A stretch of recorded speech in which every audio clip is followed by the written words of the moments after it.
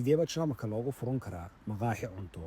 shantan tallaabo dhegeyso weliba wax ugu muhiimsan qodobka ugu dambeeya kow tallaabo ugu horeeya waa inaad waraaqaha ganacsiga samaysatid gewerbe eröffnen waxaad ka samayni kartaa gewerbeamt waxaa lagaa qaadanayaa 20 ilaa 50 euro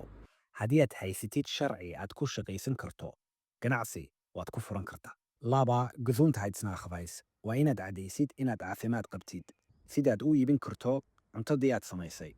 waraaqahaas waxaad ka samayni kartaa gesundheitsamt saddex waxaad raadisaa meelaad maqaaxi ka furan kartid weliba waxaad raadisaa meelay maqaaxi hore ka furneed ha karaysan meel dukaana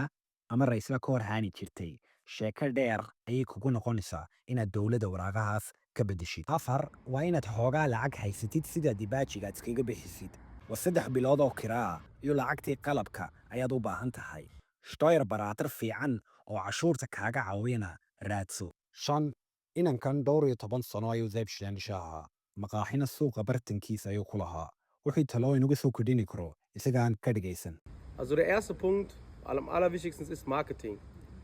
Social Media ist ein wichtiger Punkt natürlich und es ist kostenlos, ne? Social Media kostet nichts,